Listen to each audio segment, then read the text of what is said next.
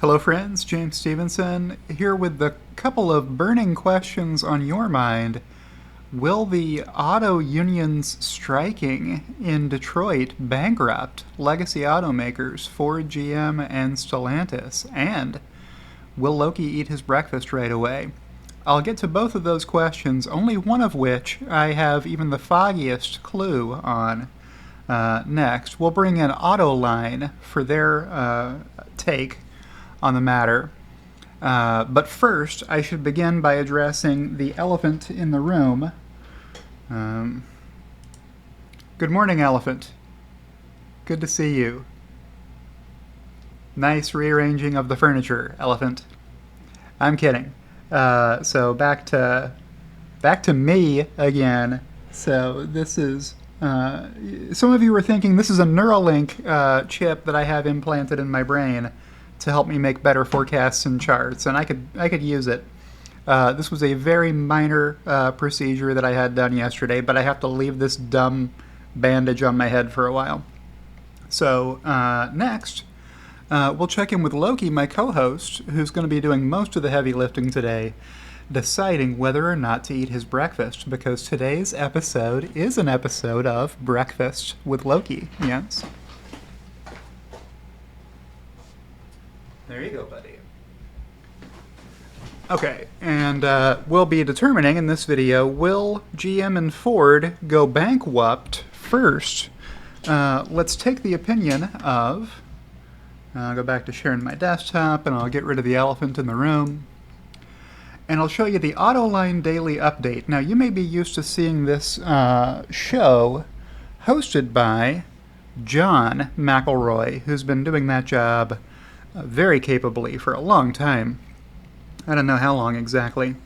But if they didn't credit the new host of this program as Sean McElroy, I would have been convinced that he was the person who won a nationwide talent search for best impression of John McElroy.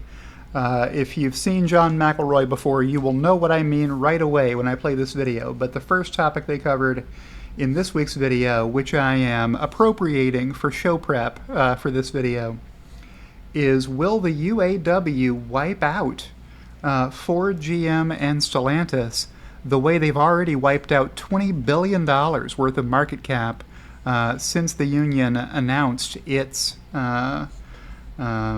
goals. The UAW has already wiped out $20 billion in market capitalization at Ford and General Motors as investors are spooked by the union's audacious demands. And by the way, UAW President Shawn Fain is the one who calls them audacious, not just us.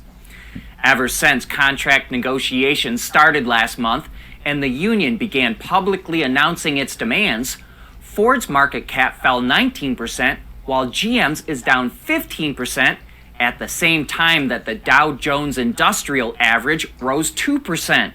In contrast, the stock price and market cap of Stellantis barely budged, but that could change.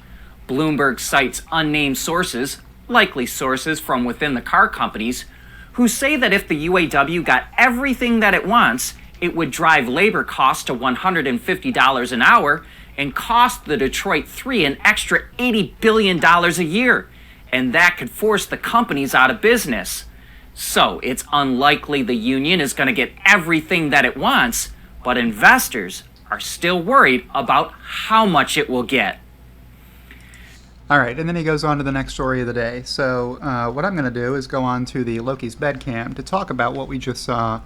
$80 billion is a lot of dollars. Now, it's easy to lose scale on this stuff. Like, every political cycle, people run for office and they talk about the budget and their plan to spend this many billion or this many trillion dollars, and it flies right over everybody's heads because people are not, most people are not capable of grasping the magnitude of dollar amounts that large. So I have prepared for you a chart.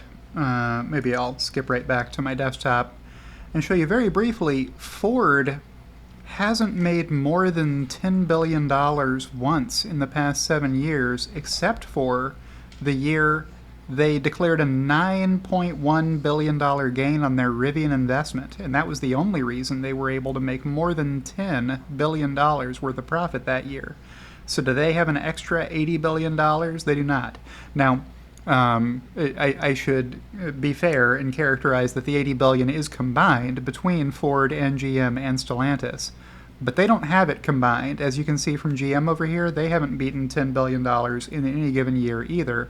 Tesla did in 2022 and look likely to do so again in 2023. But Loki ate all of his food and was a good boy, so he gets a treat. Good boy, Loki.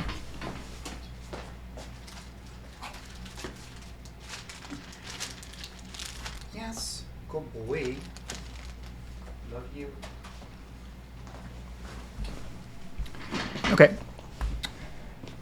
So, back to my chart. So you can see over here, Tesla's trend is up and to the right on earnings.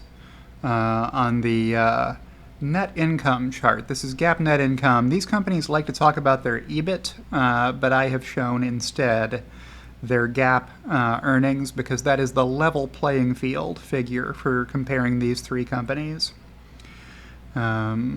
Tesla doesn't report an adjusted EBIT number as such, or they don't promote one on their charts the way the rest of the industry does. All right, so what do we think? Is the union going to bankrupt these companies?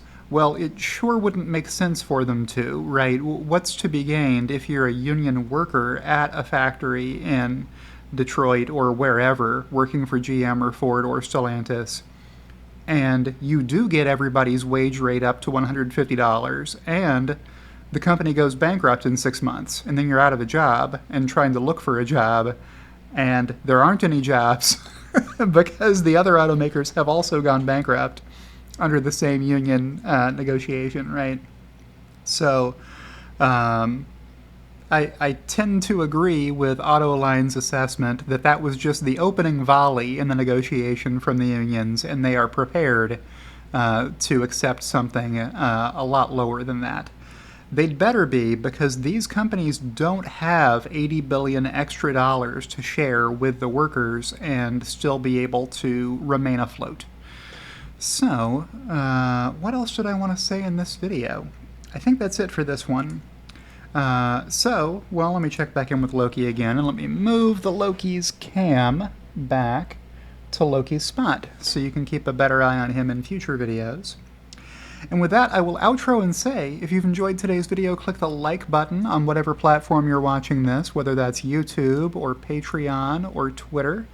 Thank you to everyone who supports me through any of those ways, Patreon, X, or YouTube, as my two executive producers, Kathy Kitchler and Rebellionaire.com did, top tier, earning them thank you. It's always free to subscribe to my channel, though. You can subscribe over here by clicking the subscribe button if you're watching this on YouTube. And I will see you in the next one.